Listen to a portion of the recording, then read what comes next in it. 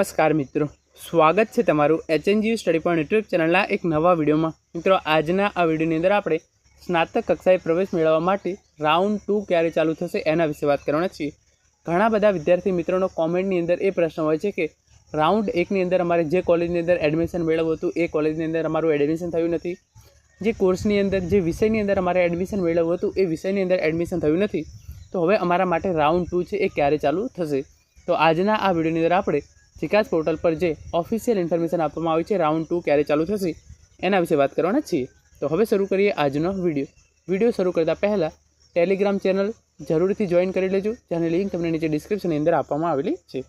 તો તમે અહીંયા જોઈ શકો છો એ પ્રમાણે જે વિદ્યાર્થીઓનું રાઉન્ડ 1ની અંદર સિલેક્શન થઈ જશે એ વિદ્યાર્થીઓ 18/6/2024 થી 25/6/2024 દરમિયાન કોલેજમાં જઈ જરૂરી ડોક્યુમેન્ટ અને ફી ભરાવી એમનું એડમિશન છે એ મેળવી લેશે।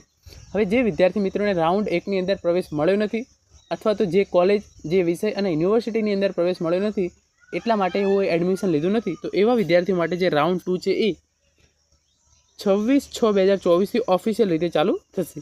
તો તારીખ 26/6/2024નું સ્ટેપ 1 કરવામાં આવશે ડેટા પુલ પુશ બાય જીકેસ એન્ડ કોલેજીસ। તો તમારી 26/6/2024ના રોજ જે જીકેસ પોર્ટલ અને તમારી જે કોલેજો છે એ ડેટા પુલ અને પુશઅપ કરશે, એટલે કે પુશ કરશે, એટલે કે મીન્સ ડેટા એકત્રિત કરશે કે કયા કયા વિદ્યાર્થીઓ છે એ રાઉન્ડ 1ની અંદર એડમિશન મેળવેલું નથી।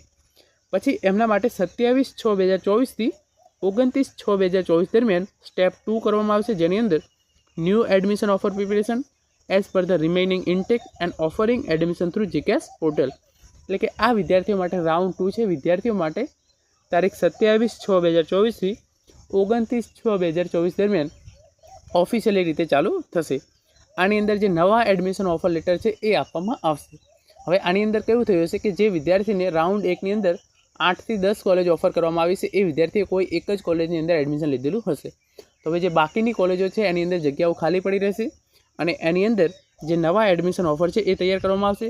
તો તમારું નામ જે કોલેજની અંદર તમારે એડમિશન મેળવવું હોય એની અંદર આવવાના ચાન્સ પૂરેપૂરા રહેલા છે।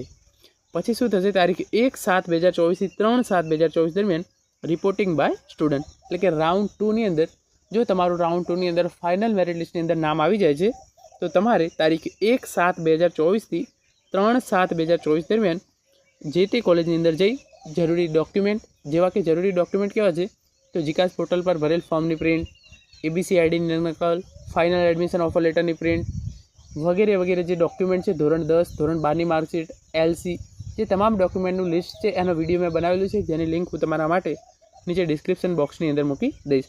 તો આ ડોક્યુમેન્ટ અને જેટલી પણ ફી તમારા કોર્સની હોય એ ડોક્યુમેન્ટ અને ફી લઈ કોલેજમાં જઈ અને તમારે જરૂરી ડોક્યુમેન્ટ અને ફી સબમિટ કરી એડમિશન લઈ લેવાનું છે।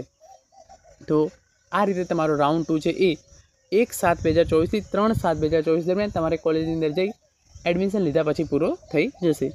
તો જે પણ વિદ્યાર્થી મિત્રો પ્રશ્નો પૂછતા હતા કે રાઉન્ડ 2 ક્યારે ચાલુ થઈ જશે, આશા રાખું છું કે એમને આ તમામ ઇન્ફોર્મેશન છે એ ઉપયોગી લાગી છે અને એમને આ ચોક્કસ માહિતી ઉપયોગી થશે। Thank you so much for watching.